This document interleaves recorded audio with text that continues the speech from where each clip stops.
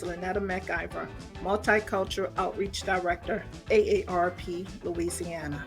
On behalf of our team and volunteers, welcome to the presentation of the historical significance of New Orleans Black Mardi Gras. Before we start the presentation, I'd like to take a few minutes to tell you something about AARP. AARP is the world's largest nonprofit, nonpartisan membership organization with a nationwide network of staff, volunteers, and partners helping more than 100 million Americans 50 and over achieve health security, financial empowerment, and personal fulfillment. In Louisiana, we proudly serve approximately 430,000 members with a state office located in Baton Rouge and a satellite office, the Community Resource Center, located here in New Orleans. Throughout the year, we've shared information, resources, fun conversation, and entertainment to give you a deeper experience with us. This presentation is designed to showcase New Orleans as a livable community through the lens of culture and social interaction.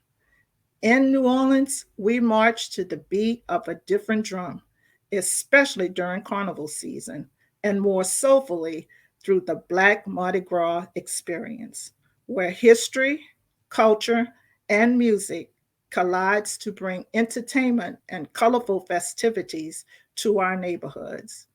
Tonight, we will show you how and why Black Mardi Gras is celebrated emphatically with pride in our community. We thank the Black Mardi Gras crews, culture bearers, walking and dance club, and our costume designers for bringing a glimpse of Black Mardi Gras into your homes. And we thank you for joining this special presentation. Now join me in welcoming our host, Monica Pierre. The Black Mardi Gras experience is something special. It is a celebration of community and culture. We love the Mardi Gras cruise, and we love walking or dancing alongside the baby dolls, Mardi Gras Indians, our Skull and Bones gang. And when it comes to the Mardi Gras balls, we are amazed with their pageantry and pomp and circumstance. We are going to bring this celebration directly to your home because it's a celebration of community and culture. Well, Krewes are a significant part of New Orleans Black Mardi Gras. Each has an exciting reason for coming into existence and a historical impact and rich history. Well, we're joined by Elroy James, president of Zulu Social Aid and Pleasure Club, and Lisa Diggs, vice president and founder of Mystic Krewe of Femme Fatale. Elroy and Lisa, thank you for being with us. Thank you for having us. Thank you for having us. People don't really know the historical perspective and reason for your organizations. Let's begin with you, Elroy. Why was Zulu first established? What's the history behind the organization? Yeah, Zulu was started in 1909, and as it has been written, and most people know that Mardi Gras was a very segregated type of festival in the city of New Orleans. And so there wasn't an opportunity for Blacks in the city to partake in the ritual of Mardi Gras. And so founders of the organization are said to have witnessed and visited the play that was held at the Pythium Theater by the Smart Set Company. And that's the play was about an African tribe. And from that gave birth to the organization previously known as the Tramps. And it was incorporated in 1916 as the Zulu Social Aid and Pleasure Club. And it gave rise and gave an opportunity for Blacks in the city of New Orleans to parade during Carnival season. But it was formed as a Social Aid and Pleasure Club. So not only was it was birthed in Mardi Gras, it also gave an opportunity for members of the minority Black community to join the organization and provide for the burial of its members. And so the founding tenets of the organization of Social Aid and Pleasure Club benevolent society that parades in the city of New Orleans during Mardi Gras. And so it was really an opportunity for Blacks to participate in Carnival. And in those early years, where did the crew parade? Because you couldn't go to Canal Street, you couldn't go to some of these other places because of segregation. So That's what did they decide to do? That's right. The organization paraded in its community. And so history accounts that many of the characters at the time, King Zulu, was sponsored by local establishments and minority-owned establishments, Black-owned establishments. So there was local bars and taverns. And so the parade, while they say the Zulu didn't have an official parade route, they did. And the parade route was consistent of those men going to the organization that was the sponsors and that gave rise to their ability to reign as the organization's king and big shot and warriors.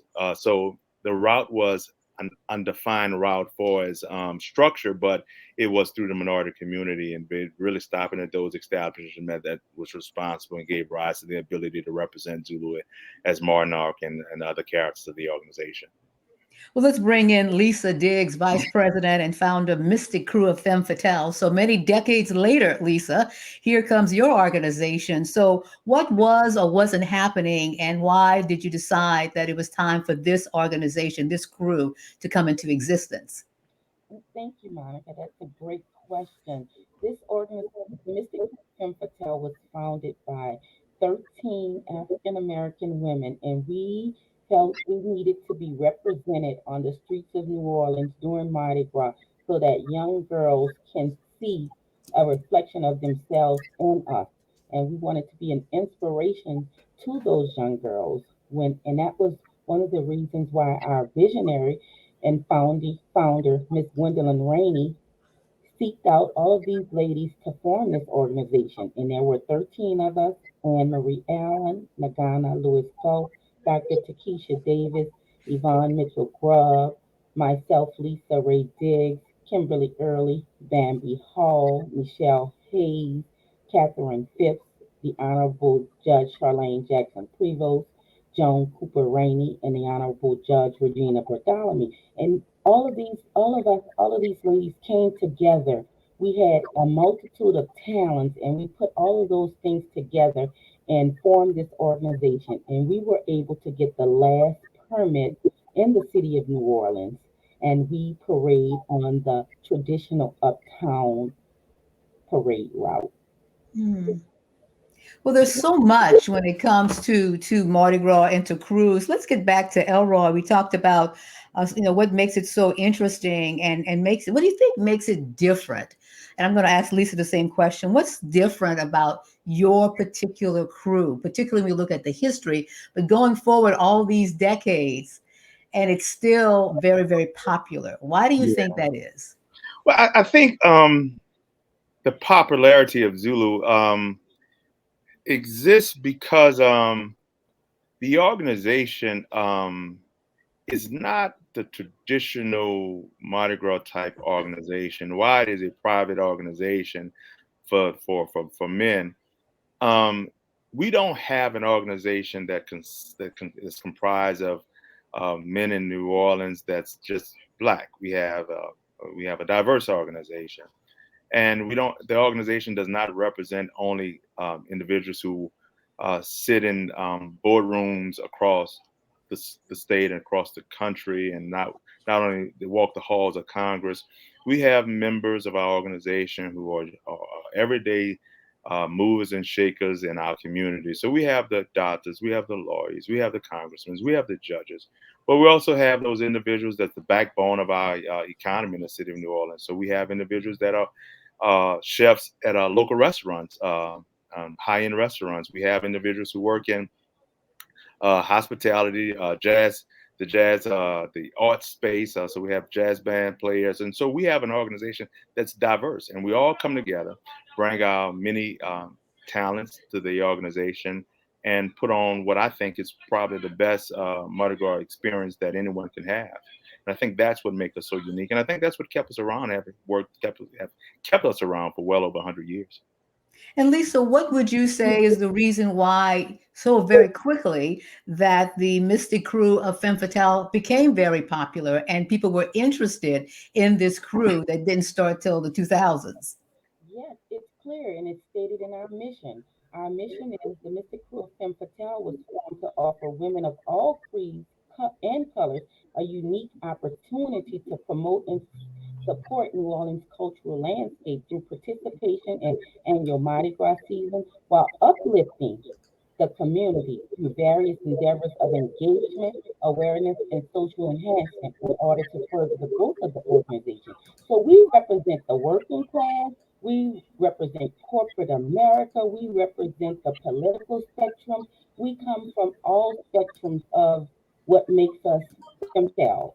And we do a lot of community outreach, we do a lot of giving back in this community, and we have made a difference. And Dr. Patricia Davis has led the charge with COVID, the COVID team, and we're vaccinating, we're giving flu shots. We do so many things in the community. We're more than just a Mardi Gras crew. We're not just on Mardi Gras Day or the day that we parade. We do this 365 days a year. Mm. We Well, love let's talk about the pageantry a little bit because well, that's what people think of. They think of the kings and the queens. So, how do you get the reigning court together? How does that determined? Let's start with Zulu. Well, we start by getting our court together soon after Mardi Gras, and so right after Mardi Gras season, every year, the men of our organization who aspire to represent us as King Zulu and the other seven characters, the Big Shot, Witch Doctor, Ambassador, Province Prince, and Governor, the likes, start aggressively campaigning. And while I say after Mardi Gras, it really starts the year before they look to reign. But so it starts early, and soon after we have our elections, the last Sunday in May, our court per se, the king and the characters are set. And so the king now is charged with the what I call the owner's burden of selecting a young lady to represent the organization as Queen Zulu. And so that young lady is generally presented to the board by our constitution, has to be presented to the board by September of every year. And so soon after elected in May, he goes about trying to find the young lady who's going to represent and reign alongside of him. And then after that, we're about 80% set, and we present young ladies during the carnival season that we call maids of the organization, but they typically are debs. We put applications out for our debutante program in July, and those applications stay out in our community for about 2 to 3 months. And from that, by September, we are ready to receive those applications and approve the young ladies that's going to represent us as Debs. And so once we do that, our Mardi Gras characters, King and Queen Zulu, and our maids are set, and we're 100% ready to put on what I believe is a great Mardi Gras experience. Well, Lisa, what about the Great Mardi Gras experience when it comes to determining the reigning court? How are the members selected to reign for the crew?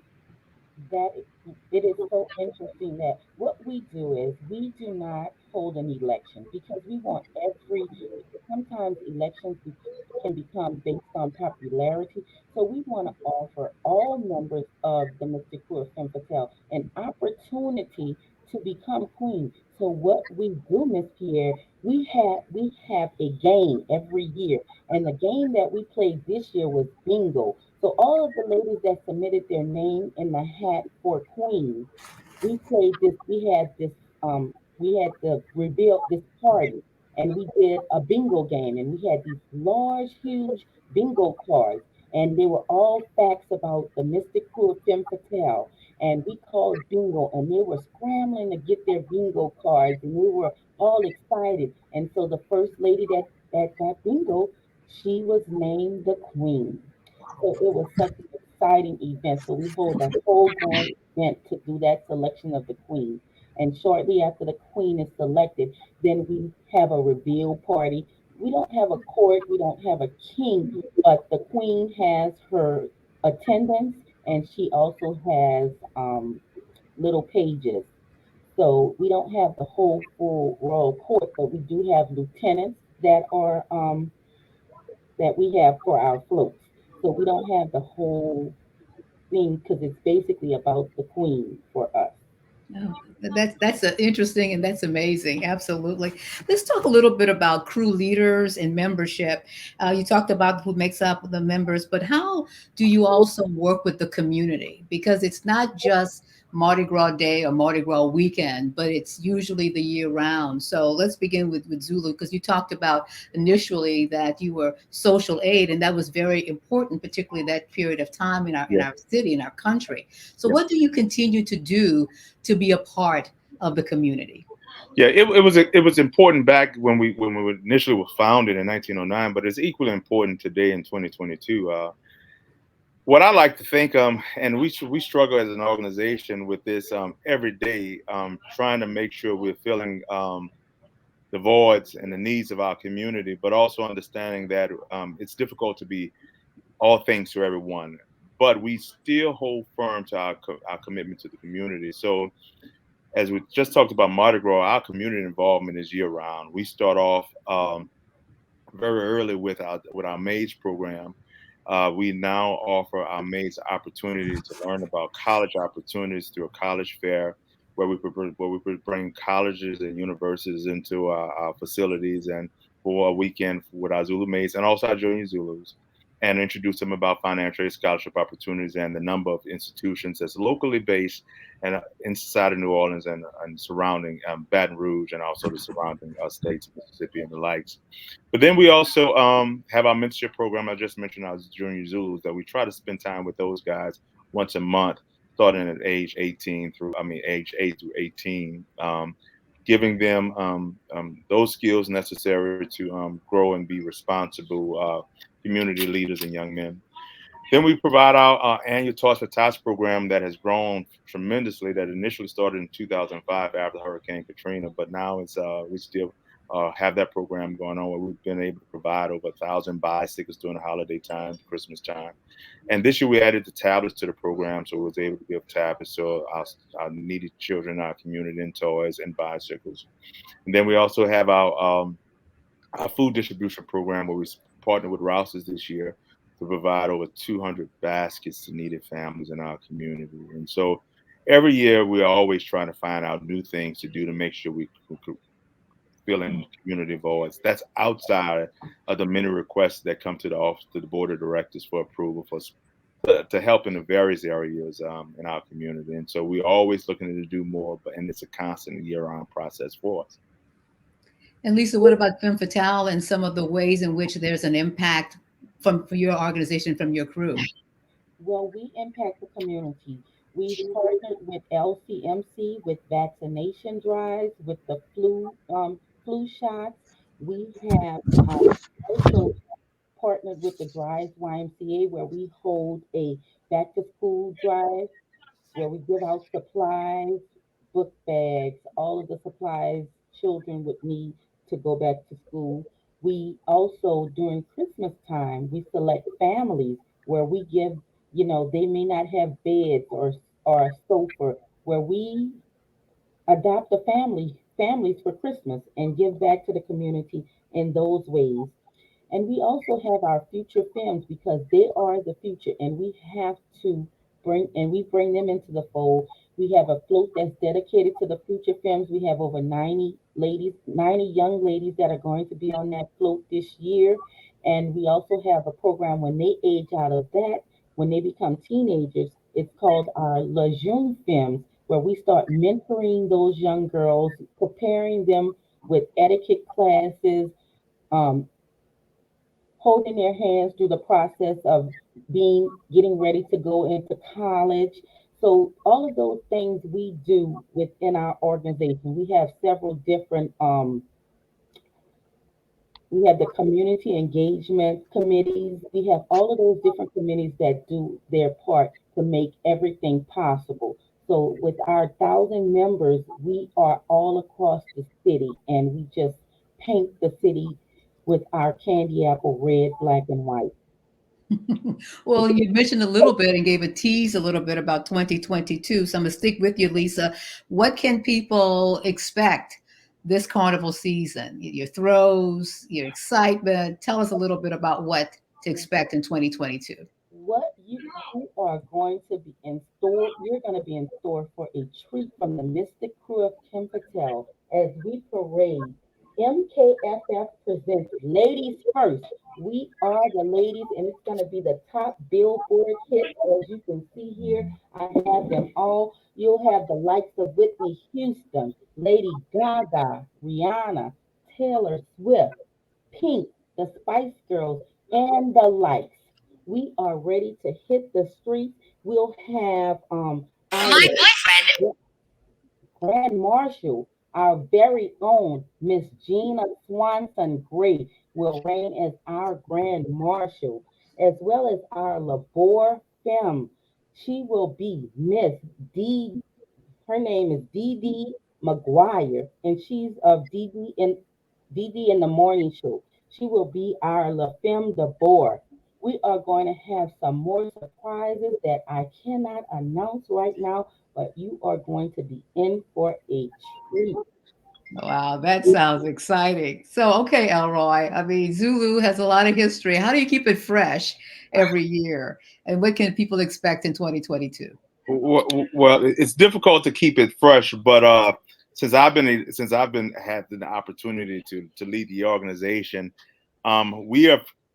we've tried very hard to make sure our Friday night experience at the Carnation Ball is one a memorable experience. So we're bringing the legendary Stephanie Mills to town for the first time at our Carnation Ball. She will be honored with the Living Legend Award by this organization and a local radio station. We also are bringing Tamir. She's been a highly sought after artist by our members of our organization, followed by Drew Hill and Keith Sweat. And so the Friday night experience is certainly has met far exceeded expectations that I had for our Friday night experience. Quite naturally, I believe our king and queen, our king elect this year is Randolph Rudy Davis. He has had a spectacular run, and I'm expecting that he will be presenting himself in a grand fashion the night of the ball. And Queen Zulu select for 2022 is Monique Gillimet. She had the opportunity to be a page many years ago to King Givens, early 1970s, and so she's riding as Queen Zulu this year. And since I've been the president, I've had the opportunity to bring some historic bands to our parade. And so last year we had the Sonic Boom of the South Jackson State marching band last year. But this year, we're proud to announce that King Zulu will be led through the streets of the city of New Orleans by the world famed Jackson State Tiger marching band. And so that is new this year. And so every year I try to bring a historic Black college down to lead our parade. And so our characters are locked and loaded. We have about 40,000 coconuts that will be thrown off the floats of Mardi Gras Day. And so we're excited. We're ready. We're ready. You're excited and you are ready. Yes, absolutely. And what else would you like to say about the significance of New Orleans Black crews and what they mean not only for Mardi Gras in general, but in particular for African American and people who want to keep the history alive? What do you think your longevity and the creativity of a new, fairly new crew means to the city of New Orleans, in particular African Americans? Yeah, I think we ought to represent, and I think we do represent for all the new crews as a beacon of hope and what what lies ahead for them. I do agree that in 1909 when we formed that there was a void of Black Mardi Gras for Black females, and so I'm excited that Black females have come together and formed crews. The reality is that it has certainly put a strain on our organization, but we're excited because the truth. I mean, many young ladies that ride with other crews rode with Zulu in its early years, but it certainly feel the need and feels a need today. And so I think we represent what's possible and what the outlook of what can be so great